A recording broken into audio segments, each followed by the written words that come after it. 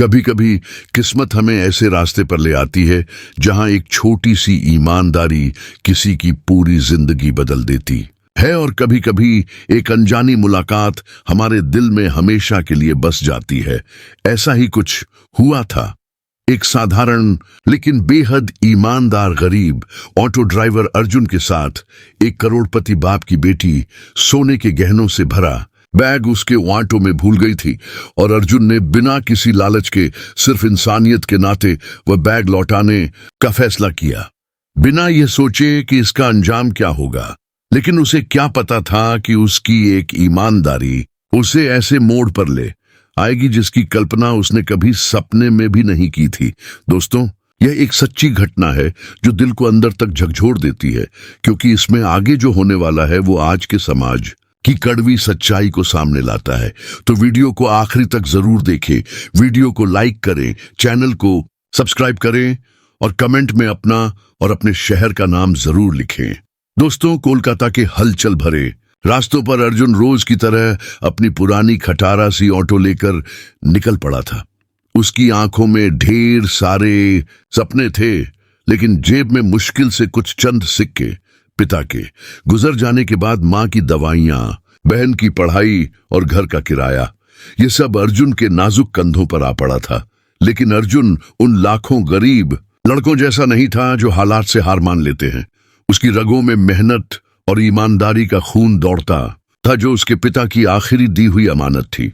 दोपहर की तपती धूप में अर्जुन अपने ऑटो को लिए सवारियों की तलाश कर रहा था कि तभी एक साधारण सी दिखने वाली लेकिन बेहद प्यारी लड़की ने उसे हाथ दिखाकर रोका। उसके हाथ में एक बड़ी सी थैली थी जो शायद उसके लिए किसी अनमोल खजाने से कम नहीं थी। अर्जुन ने मुस्कुराते हुए ऑटो रोका और पूछा, कहाँ चलना है मैडम? लड़की ने धीमे से कहा, बस पास के लोकल मार्केट तक। अर्जुन ने बिना कुछ सोचे ऑटो बढ़ा दी, लेकिन चलते चलते बार बार उसकी नजर उस लड़की के मासूम चेहरे पर जाती रही। न जाने क्यों उस चेहरे में कुछ ऐसा था जो दिल को अजीब सा सुकून दे रहा था। अर्जुन सोचता रहा, कितनी सीधी सादी है यह, और कितनी सुंदर भी, जैसे किसी दर्द के पर्दे में मुस्कुराना सीख लिया हो। थोड़ी देर बाद मार्केट आ गया। लड़की ने अपने छोटे से पर्स से कुछ सिक्के निकाले, अर्जुन को दिए और भीड़ में कहीं गुम हो गई। अर्जुन उसे जाते हुए देर तक देखता रहा, लेकिन फिर सिर झटक कर अगली सवारी की तलाश में ऑटो आगे बढ़ा दी। महिला कॉलेज के बाहर कुछ लड़कियां खड़ी थीं। उन्होंने ऑटो रुकवाया और अपने हॉस्टल तक चलने को कहा।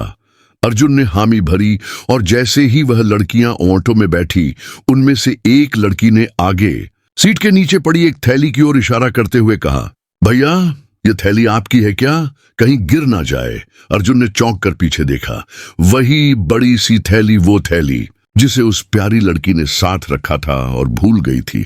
अर्जुन ने थैली को अपने पास संभाल लिया और लड़कियों को हॉस्टल छोड़ आया। अब उसकी बेचैनी बढ़ने लगी थी। जैसे ही ऑटो खाली हुआ, अर्जुन ने एक कोने में ऑटो खड़ा किया और कांपते हाथों से उस थैली को खोला। थैली के अंदर जो कुछ था उसे देखकर अर्जुन की सांसें थम गई। चमचमाते सोने के गहनों का ढेर और बेहद खूबसूरत महंगे कपड़े। उसकी आंखें फटी रह गई। ये सब तो उसकी सोच से भी कहीं ज्यादा कीमती था। ऐसा खजाना जिसे बेचकर वो अपनी बहन की फीस भी भर सकता था, मां का इलाज भी करा सकता था, और शायद अपना एक छोटा सा घर भी बना सकता था। लेकिन फिर पिता की कही एक पुरानी बात उसके दिल में गूंज उठी, बेटा, ईमानदारी से बड़ा कोई धन नहीं होता। जो तेरा नहीं है उस पर तेरा हक भी नहीं है। अर्जुन ने थैली को अपने सीने से चिपका लिया, आंखें बंद कर लीं और खुद से एक वादा किया, मैं इस अमानत को वापस करूंगा, चाहे जितनी भी मुश्किलें क्यों ना आए। मैं उसे ढूंढूंगा, उस लड़की को जिसकी आंखों में एक अनजाना दर्द था और जिसकी अमानत अब मेरी जिम्मेदारी बन गई है। उसने तुरंत अपना ऑटो मोड़ा और उसी लोकल मार्केट की ओर भागा जहां से उस लड़की ने उतरकर भीड़ में गुम हो गई थी।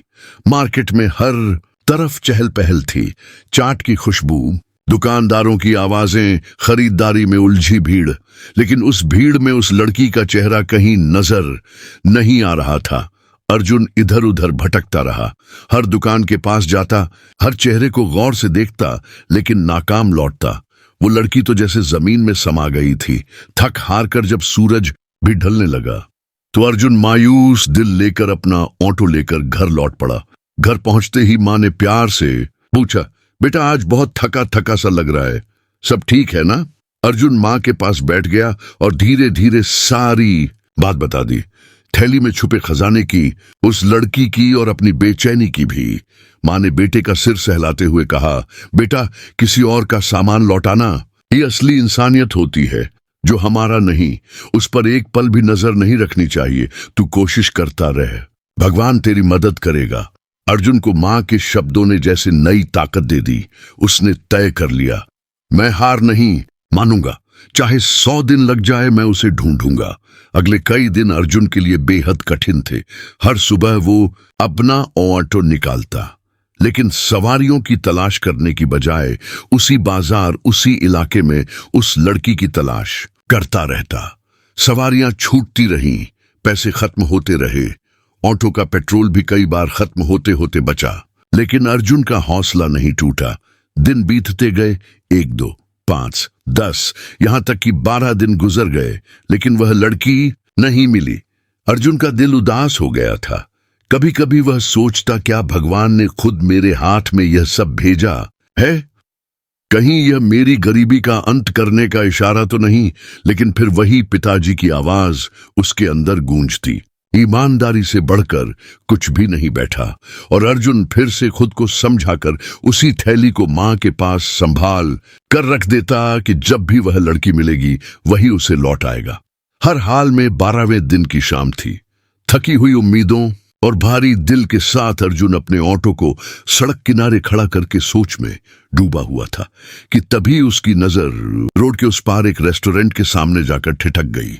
एक चमचमाती सफेद कार वहां आकर रुकी थी और उसमें से उतरी एक लड़की, जिसके चेहरे की हल्की सी झलक ने अर्जुन के दिल में तूफान मचा दिया।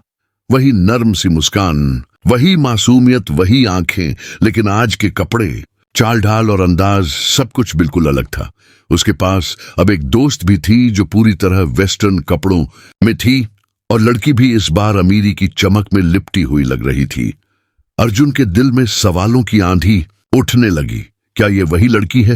लेकिन अगर ये इतनी अमीर है तो फिर उस दिन साधारण कपड़ों में मेरे ऑटो में क्यों बैठी थी?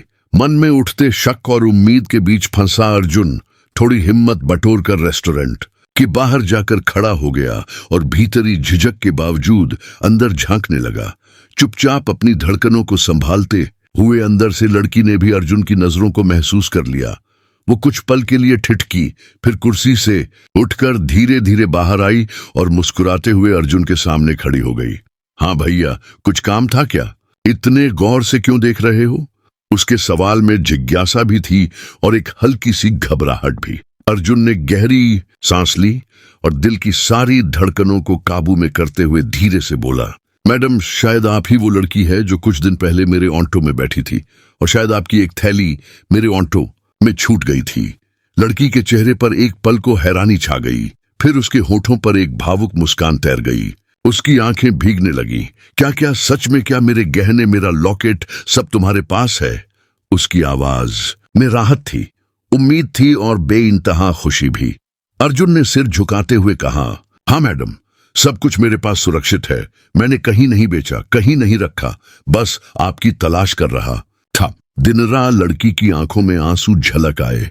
वो बोली, तुम्हें पता भी है उस थैली में क्या था? वह सिर्फ गहने नहीं थे, उसमें मेरे पापा का दिया हुआ लॉकेट था जिसमें मेरी माँ की आखिरी तस्वीर लगी थी। मैं उसे खोकर जैसे टूट ही गई थी। यह सुनकर अर्जुन का दिल और भी ज्यादा भर आया। उसने धीरे से पूछा, मैडम, पर आप उस दिन इतने साधारण कपड़ों में मेरे ऑटो में क्यों बैठी थी? जब आपके पास खुद गाड़ी है, दौलत है, तो फिर उस भीड़ में क्यों? लड़की ने एक लंबी सांस ली और दर्द भरे लहजे में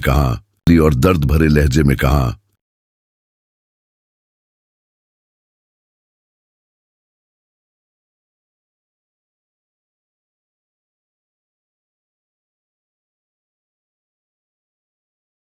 यह कहानी थोड़ी लंबी है, अगर तुम्हें सच जानना है तो कल सुबह आ जाना, मैं तुम्हें सब कुछ बताऊंगी।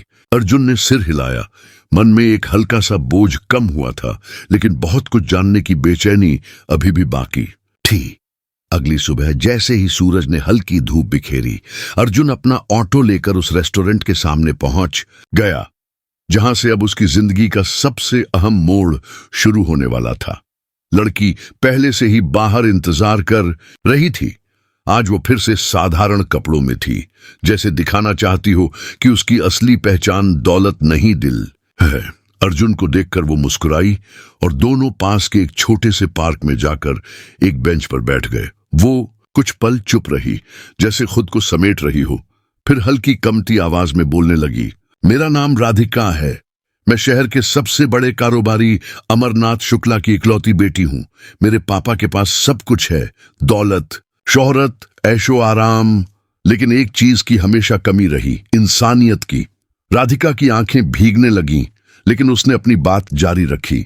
पापा का मानना है कि गरीब लोग सिर्फ झूठे होते हैं, बेईमान होते हैं। उनकी नजर में गरीबी एक अपराध है, लेकिन मैंने हमेशा अलग महसूस किया। मुझे गरीबों की सादगी से, उनके संघर्ष से, उनके सच्चे जज्बातों से प्यार है। मैं देखना चाहती थी कि असल जिंदगी कैसी होती है, बिना पैसे के, बिना नकाब के। वो अर्जुन की आंखों में झांकते हुए बोली, इसलिए मैं अक्सर अपनी एक दोस्त के साथ साधारण कपड़े पहनकर लोकल बाजारों में जाती थी, लोगों के बीच घुलती थी। उसी दिन गलती से तुम्हारे ऑटो में बैठी थी, थैली साथ थी, लेकिन भीड़भाड़ और जल्दबाजी में उतरते समय भूल गई।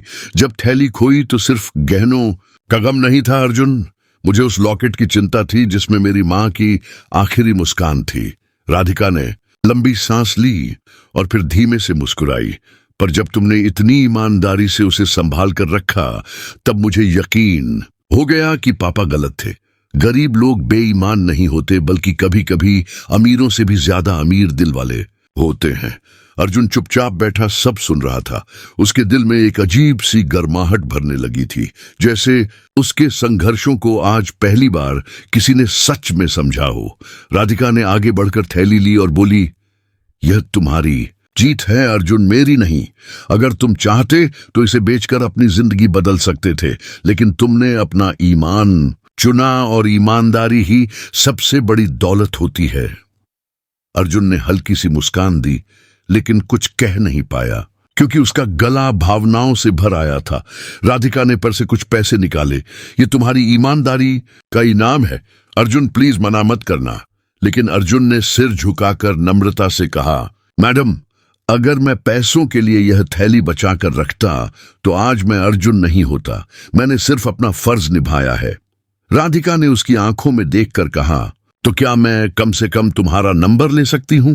कभी अगर दिल किया तो तुम्हारे ऑटो में फिर से सफर करना चाहूंगी, क्योंकि तुम्हारे साथ सफर करना सफर नहीं, एक भरोसा होता है।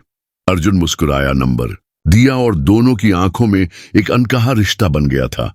एक ऐसा रिश्ता जो शब्दों से नहीं, सिर्फ एहसास से जुड़ा था। दिन बीतते गए, लेकिन राधिका और अर्जुन के बीच जो एक अनहा रिश्ता पनपा था, वो दिन ब दिन गहरा होता चला गया। राधिका अब अक्सर अर्जुन को कॉल करती और कहती, आज कहीं घूमने चलोगे? बस तुम्हारी टोटो चाहिए और तुम्हारी सच्ची मुस्कान। अर्जुन हर बार चुपचाप अगर देता, क्योंकि उसके दिल के किसी कोने में राधिका के लिए एक खास जगह बनती जा रही थी।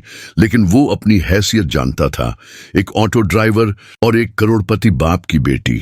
यह फासला, यह फर्क उसे हर दिन चुभता था। फिर भी वह अपनी भावनाओं को दिल के गहरे तहखाने में बंद कर लेता था। राधिका, जो अब अर्जुन के संघर्ष को, उसकी मां की बीमारी को, बहन की पढ़ाई की मुश्किलों को करीब से देख चुकी थी, उसके दिल में अर्जुन के लिए सिर्फ सम्मान ही नहीं, एक गहरा प्रेम भी जन्म ले चुका था। वो जानती थी, सच्चा प्यार हैसियत नहीं देखता, दिल की दौलत देखता है। इसी बीच राधिका का जन्मदिन आ गया। घर पर धूमधाम से पार्टी थी। उसके पिता अमरनाथ शुक्ला खुद विदेश से लौटे थे, सिर्फ अपनी लाडली बेटी का दिन खास बनाने के लिए। महंगे तोहफे, आलीशान सजावट, बड़ी बड़ी हस्तियां, सब कुछ था उस घर में। लेकिन राधिका के चेहरे पर जो मुस्कान होनी चाहिए थी, वह कहीं गायब थी। पार्टी के बीच जब पिताजी ने हंसते हुए कहा, बेटा आज तेरा 21वां जन्मदिन है, मांग ले जो मांगना है, चाहे आसमान का तारा हो या जमीन का हीरा मैं ला दूंगा। तो राधिका ने धीमी लेकिन दृढ़ आवाज में कहा, पिताजी मैं अर्जुन से शादी करना चाहती हूँ, और अर्जुन के बारे में पूरी बात बता दी। एक पल को तो जैसे पूरे हॉल में सन्नाटा छा गया। हर आंख राधिका को घूरने लगी और अमरनाथ शुक्ला के चेहरे पर हवाइयां उड़ने लगी। क्या एक ऑटो ड्राइवर से शादी? ये मजाक है ना बेटा, उन्होंने गुस्से से कहा। लेकिन राधिका ने सिर झुका लिया और नम आंखों से सिर्फ एक शब्द कहा, नहीं पापा, ये मेरा सपना है। पिता का अहंकार तिलमिला उठा था। उन्हें अपनी इज्जत, अपनी दौलत, अपनी हैसियत खतरे में लग रही थी। उन्होंने गुस्से में दरवाजा बंद कर लिया और राधिका को कमरे में भेज दिया। राधिका सारी रात अपने आंसुओं में भीगती रही, लेकिन सुबह जब दरवाजा खुला तो सामने पिताजी और मां खड़े थे, आंखों में एक अलग सा पछतावा और दिल में एक बदला हुआ नजरिया लिए। पिताजी ने धीमे से कहा, बेटा आज मैंने पहली बार सोचा, अगर तू इतनी बड़ी दौलत छोड़कर उस लड़के को चुन रही है तो उसमें कुछ तो खास होगा। चल उस अर्जुन से मिलते हैं। राधिका की आंखों में उम्मीद की चमक लौट आई। फिर पिताजी खुद अर्जुन से मिले। उसके सरल स्वभाव, उसकी ईमानदारी, उसकी मेहनत से इतने प्रभावित हुए कि उन्होंने अर्जुन को एक प्रतिष्ठित कंपनी में नौकरी दिलाने की पेशकश कर दी, जहां अर्जुन की कमाई भी अच्छी थी और इज्जत भी। धीरे धीरे अर्जुन ने अपनी मेहनत से खुद को साबित किया। अब वह सिर्फ एक ऑटो ड्राइवर नहीं था, बल्कि एक सच्चा स्वाभिमानी इंसान था, जिसे अब कोई नजरें झुकाकर नहीं, सिर उठाकर देखता था। कुछ महीनों बाद सादगी भरे लेकिन दिल से जुड़े समारोह में राधिका और अर्जुन ने 60 फेरे लिए। दो अलग अलग दुनियाओं के लोग, लेकिन एक जैसे दिल वाले। राधिका ने अर्जुन के साथ उसका छोटा सा किराए का घर भी अपना लिया, उसी घर में जहां प्यार था, सम्मान था और ईमानदारी का अनमोल खजाना था। आज भी जब अर्जुन अपनी मां और बहन के साथ बैठकर चाय की चुस्की लेता है तो उसके चेहरे पर संतोष की मुस्कान होती है, क्योंकि उसे पता है उसने अपना रास्ता कभी गलत नहीं चुना, और इसी वजह से उसे जिंदगी ने वो दिया जो दौलत से कहीं बढ़कर था, इज्जत, ये प्यार और सुकून। दोस्तों, इस कहानी से हमें यही सीख मिलती है, ईमानदारी भले ही मुश्किल रास्ता हो, लेकिन इसका फल हमेशा मीठा होता है। अब आप बताइए, अगर आपके सामने भी एक दिन ऐसी परीक्षा आ जाए जहां आपके ईमान और लालच के बीच जंग हो, तो आप क्या चुनेंगे? ईमानदारी या अपना फायदा? अपना जवाब कमेंट में जरूर बताइए, क्योंकि आपके जवाब ही बताएंगे कि आपके दिल में असली दौलत क्या है। और अगर यह कहानी आपके मन को छू गई हो तो वीडियो को लाइक करें और हमारे चैनल सच्ची कहानियां बाय आर.के को जरूर सब्सक्राइब करें, क्योंकि हम लाते रहेंगे आपके लिए ऐसी ही कहानियां जो सिर्फ सुनाई नहीं जाती बल्कि महसूस की जाती है। जय हिंद, जय हिंद, जय